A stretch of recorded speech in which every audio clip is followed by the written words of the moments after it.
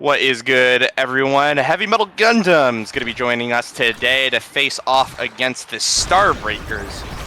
We're coming out. It looks like Starbreakers going to be on a lot of their signature characters here, but they have a bit of an uphill battle right now. They're staying 0-3 right now in the standings. Heavy Metal Gundam 1 and 2, but that being said, a big asterisk.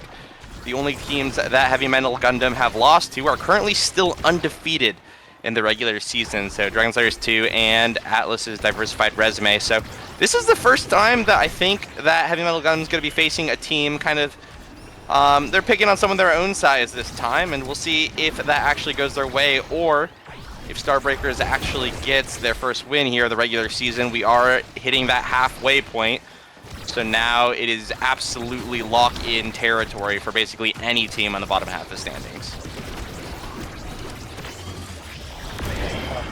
Oh my gosh, what a great kill there from Zay with that flip, managing to absolutely just eliminate Jay from the field, but the Starbreakers are actually holding up pretty well. Tragic pushing up with the flip though, and Zay finally wins the strike war on the goal line. And that's the quick start from Heavy Metal Gundam that we kind of expected. Yeah, I think just about that. I think a good time to take a look at the Awakenings as well, or Replicator, which has been something that I think has really hit its stride, especially during the kind of starting half of our break week. It feels like it's it's become kind of known as this very good universal awakening to take. Obviously, it's going to be a little bit better on goalies, but even on the midfield or the brawler, if you really have nothing else to pick, it can provide a lot of value. And I think with the momentum boots as well here on this era, Tragic could really contest a lot of his own as well as the midfield orbs, and that's going to give a big energy advantage, I think, coming out to HMG. And Juliet especially is going to be using these flips. Not only can she use it for scoring, but also to extend her dash punch combo, which I think is going to be a lot. Oh, wow. Very, very scary clear coming out from Dave and Jay, but they get it through, though they're not out of the woods yet. Just Logan, unfortunately, not able to really interact with the play in the core. Sent into the bottom half in between Jay and Dave. 2-0 already for HMG. And like while the Ore Replicator is such a good generalist option, the Colossus on Zay is going to make getting those Juliet kills a lot easier early on, and even Doxy on this Amy gets a lot of bonus to her Cyber Swipe from that impact. It's so good, it's just a solid choice for her. And is the energy really going to catch up from Jay? I don't really think so, and we're seeing the pressure that Heavy Metal Gundam are still able to put out here. Tragic finally losing a barrier, but when it takes 30 seconds to lose a barrier when you're playing Era goalie, that means you're winning. Yeah, absolutely agreed right now, and it looks like Zay Forever, I feel like I just got a sense of deja vu, as immediately gets that final barrier, finds the flip right in front of the net, and immediately sinks it in. HMG, an incredibly dominant first set of the series here. Zay Forever looking at that size, looking at that 1-2 punch. We'll see when he ends up taking. Yeah, I feel like the 1-2 punch is going to come up. It is actually Big Fish. Making sure to have that extra health, the extra size just makes this Julie so much harder in the box for a ranged goalie like Finny to deal with. And the 1-2 dropping down to Juno and Castellas to Era, a lot of people got what they wanted in this draft. Yep, definitely agreed. I think there's a world where Tragic denies the Super Surge from just Logan so that he'd have a fully denied draft on the Kazan. Ended up not going for that, just wanted the power spike that came with the Castellas, which, you know, against a Kazan, you know, getting rid of that size and speed for a very long amount of time can be incredibly helpful. Especially, again, that 0.3 second beam, not what it once was, but still very easy to hit. As right now, HMG's pressure is just non-stop, it feels like. The minute it gets in front of Dave's hand, it really feels like he's got Doxy and Zay Forever right in front of him the entire time, and they are not letting the core get past them. Heavy Metal Gundam are just playing so well at using the ranged goalie here. Atlas or like the Hubu would be like fine in this situation. They have some more escape tools, but because it's Tiffany, because they have this generalist midfielder in Juno, they can't really put that much pressure on him.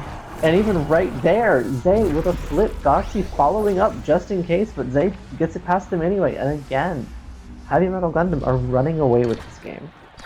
Yeah, it just feels like every point has been... I don't think it's hit overtime in this game. I could be wrong. It might have hit overtime for like a point or two. But it feels like the minute it's defensive. I mean, look at this. It's already scary clears coming through for Dave. And even though they might get maybe a barrier here from Jay, maybe two even, it just feels like it's incredibly hard for Dave to hold. Yeah, right there. Zay Forever gets it for a nanosecond, immediately gets the goal, and now it's tragic. Doxy and Zay Forever are all pressuring this goal here. The Flame Flurry comes out, the punch comes through. Flip, unfortunately, got a whiff, and the play's still not over. Zay Forever, a good strike bottom side, means that Jay has to bunker up here.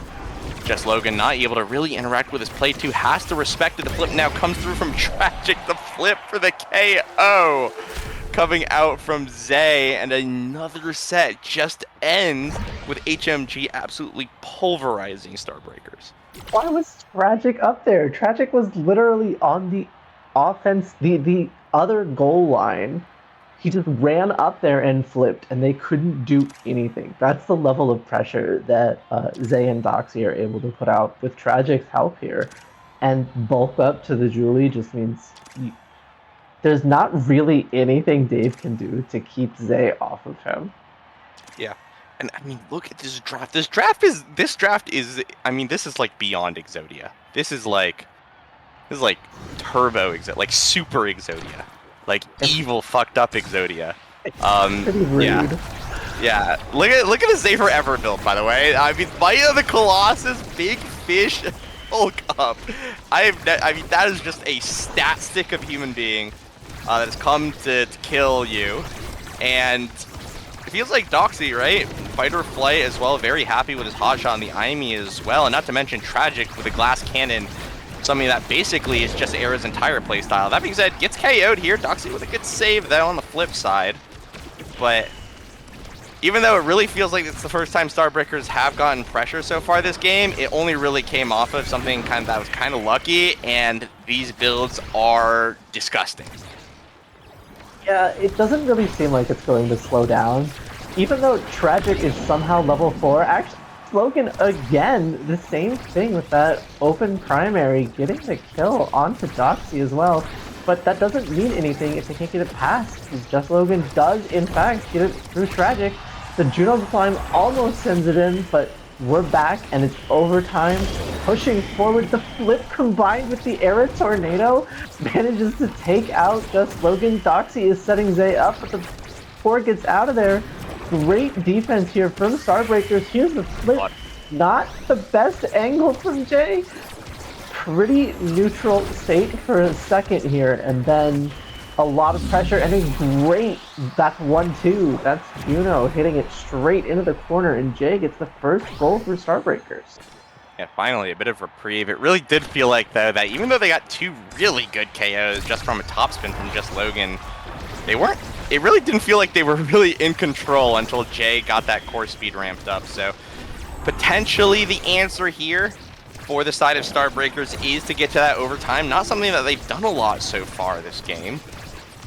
So if they aren't able to do that, then it's all for a moot point. That being said, finally, it does seem like some pressure is coming through. Good corner offense coming out from the side of Starbreakers. Dave as well, using that big finish to keep the core up. Though, that being said, it's now time to face the music. The defense is not there. Doxy with a flip, barely sent away by Dave, but a double KO and a score. 1, 2, 3 things in the net right now, and Doxy's going to be credited with that one. HMG seemed to get right back on the bike after getting a little bit of a tough one. Anyway, I really want to watch a replay of that and just watch Doxy, because she, I think, hit the core 5 times in a row there with Amy and just completely dominated the end at that point. Just really incredible play, and this team is supporting her, and they're just coming together so well. I don't really see how Starbreakers can do this except for making it to overtime. That's really the big thing that's going to slow us down with the Era goalie, is when it gets so fast and harder to hit anything. And that's why Jay's going for these 1-2s as well. But so much damage suddenly onto Logan from Tragic. but they can't save the barrier, and it looks like it's going in. Doxy saves it, but just Logan puts it in, and suddenly they're on set point. Okay, yeah, it really feels like a little bit of a blunder here on the defense. Tragic playing a bit too over aggressive, felt confident from the flip, but didn't end up using it. And hey, that's a point. You know, and we've been talking about how the Fennekin really struggle here on the defense. Era struggles significantly more, I think, even though both of them, well, a little bit more, I think, relative. And if it does end up in the situation where Jay can do the things that Jay is known for, then, you know, things can absolutely happen for the side of Starbreakers. Gonna help as well that Zay Forever whipped his flip here. As we continue into the game itself, potential opportunity here. Yep, one thing is going to go down, one goalie barrier going to go down. Not going to be answered, though, by the core speed of Jay. Cyber Swipe comes through the flame flurries there. Those are a lot of red hitboxes. Looking like a Final Fantasy 14 raid on that clear. And it's going to be another point going the way of HMG, potentially game point here. What a good glitch pop from Doxy again there. Really set up everything on that play for Zay, but Zay doesn't need setup there. Absolutely demolishes Jay. Loses a barrier for it, but I think they're alright with that as long as they can keep it going here. And Doxy puts up the pressure, Zay follows up on it. Doxy has the flip, uses it a little far out, and it gets stopped by his slime. They're not quite done yet, but Starbreakers are looking to hold on. Zay has this flip though, lurking in the front. Can't quite get the core in control, but there's the flip, there's the punch. Double kill in the game. Heavy Metal Gundam are one at map 2 on the table right now. Oh my god. That one was brutal. That was like that's like a not gonna sugarcoat it gif right there. That one was brutal. Zay Forever getting the MVP, but I think you mentioned it briefly in that previous game. I really want to talk about Doxy's performance. It really felt like she was kind of playing the ultimate support in that game, getting damage support, getting core control support, really everything that you want from the midfielder. Even though she didn't end up getting MVP, it really felt like she was a pivotal part and was kind of an enabler for what Tragic and Zay Forever wanted to do. And I think that's very important, right? I think Zay Forever is something to note, right? Zay Forever, once the pride of PLX, Tragic, once the pride of Pass, which is now oncoming Traffic, right? These are two players that have been star players on their own NASA teams in previous seasons, and I think that Doxy has kind of a name to make for herself on the team, and I think that she kind of outshone the other two, at least in the midfielder performance, on a supporting role. Which I think is a really, really interesting dynamic that I want to point out. I think that she played incredibly good in that game, and I'd like to see more of that play. I think that sort of enabling play is absolutely what you want to do when you're playing with Zay and Tragic, and if that keeps up, Heavy Metal Gundam are gonna look good if they take the series, right? That'll put them solidly in the middle of the pack. But for now, Kupo, unless you have any parting thoughts, we'll hop on over to game 2 in just a second. No, I think we can hop over to game 2. This is looking really good for them, though. I really have a high opinion of this team watching that. Yeah, absolutely agreed. They looked phenomenal here in game number 1. We'll see what they do, though, in game number 2.